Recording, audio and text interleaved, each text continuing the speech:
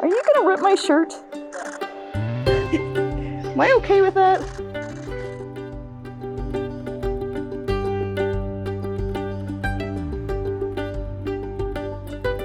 These animals have no voices of their own, which is why us as photographers have the power to tell their stories. They're at the point where hopefully the paradigm needs to shift. And instead of humans being the problem, humans need to become the solution. I'm hopeful that through this program that you all can see the power of photography, that you can all see the power of images and videos to connect people to this wildlife. Us as photographers, we have power to make change. We have power to tell stories. We have the power to make this planet better.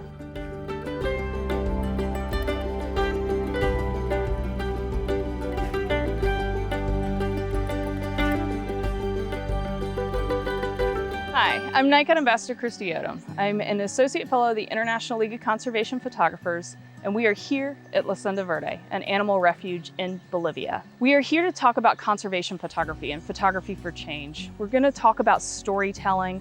We're going to talk a little bit more about how our photographs can make an impact and make a change. Here at La Senda Verde, I'm caged. I'm caged because there are hundreds and hundreds of monkeys running around, and they have all this space to be free.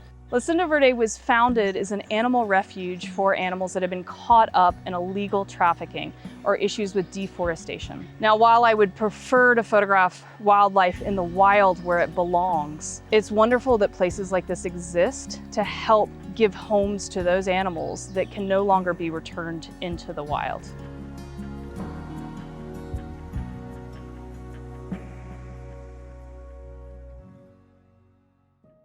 I want to first talk about my first time at Senda Verde, which was 10 years ago. I've been coming back and forth to this place for 10 years because of the stories and because of how special it is. 10 years ago, I'm going to be really honest here, I was going through an incredibly rough period in my own life. And I remember coming here. What I didn't know before I got here was I didn't understand emotional trauma that wildlife went through. Getting to know the monkeys, getting to know the residents here, the more and more I spent time with these animals, the more I started to see a thirst for life. On the other side of trauma, I started to see an excitement for wanting to live.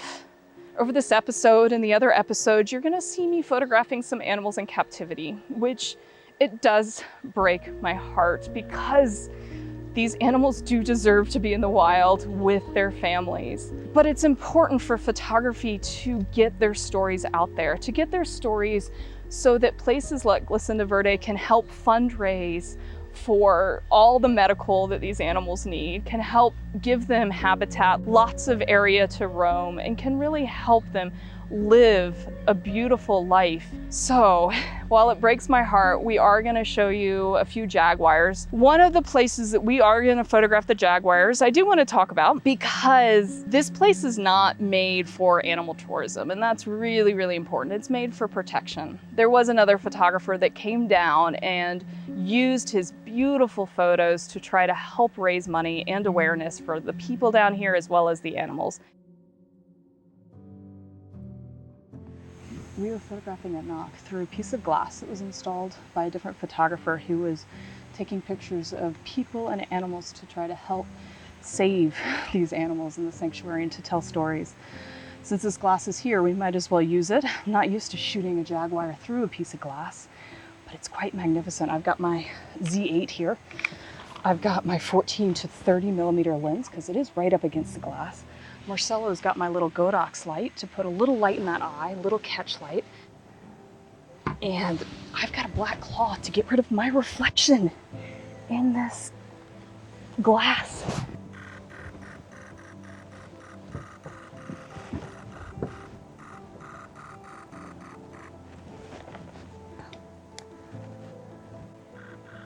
Yes. That little light in the eyes is beautiful. It's funny what a little Godox will do. A little extra light. God, can you believe this? This is crazy. Bolivia has some of the most diversity out of any country. You've got all these different elevations. You've got the Amazon. You've got so much diversity in the biodiversity as well. La Senda Verde has not just these big cats, has a lot of monkeys, has bears, has birds, has so many animals that have been rescued all over. Some of the residents here, bears. Bears kind of have my heart. I'm obsessed. I've seen little Taki and Chaknia since they were taken in. They were taken here a year and a half ago when they were rescued from the wild. And they are now big and happy, and they've got this giant enclosure. I think they're about 3 years old. We took some time photographing an amazing macaw today that unfortunately had its wings clipped. It can't fly. It actually has even a broken wing, but the colors and the beauty, and it seemed to be quite happy. And we celebrated it by doing long exposures and rear sync on my flash to be able to put it inside the rainbow of colors that it displays on its wings. Seeing all these amazing birds, I'm inspired by the rainbow. So I'm trying to do a rear sync and put this beautiful bird inside its rainbow of colors by using rear sync. I've stolen one of your B&H people, one of the mats, to be my voice activated light stick. He's holding an SB5000. I've got it remote triggered, half power. Got my 105 macro. I've got my Z9. I've got it set for 1 second, F36, ISO 200. Let's see how this goes.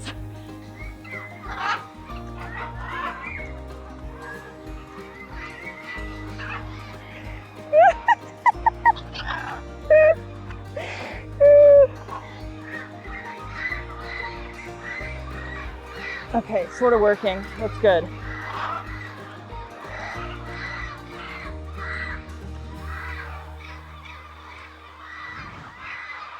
One of the things about protecting wildlife is protecting habitat. So big core value of La Senda Verde is to protect the Amazon. And the Amazon has been disappearing because of forest fires, because of deforestation. So they have a whole rewilding area where they have bees, they have butterflies, they have all these pollinators to help pollinate this land that's been destroyed. While we're here, there's also been quite a few babies that have come in. We have a horrible story of a capuchin that was saved that was near death, that is so emotionally traumatized that it's hard to look at. She got here 2 days before I got here, and you can just see trauma all over her body. They have a lot of hope for her though. You can see she's starting to accept more and more formula, which is beautiful. She's starting to accept kindness. La Senda Verde just received a baby jaguar recently. The baby jaguar has stolen my heart. Lala is one of the cutest beings. But through the couple of days we've been here, we've seen Lala in trauma. We've seen her super scared. She's a baby jaguar. She's had 2 of her teeth pulled from her. They've also pulled some of her claws out. Her story is sad, and we've seen that trauma, but we also have seen so much beauty in her.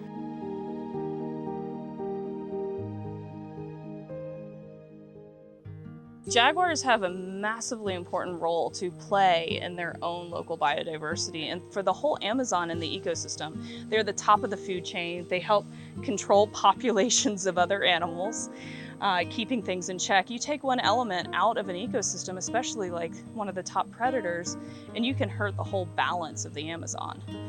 For every animal that ends up in trafficking, not only are the mothers killed, but a lot of times there's failed attempts. So a lot of times a lot of animals are killed to get one animal into animal trafficking. If you love an animal, don't try to own it, unless it's a domestic dog, cat, or something.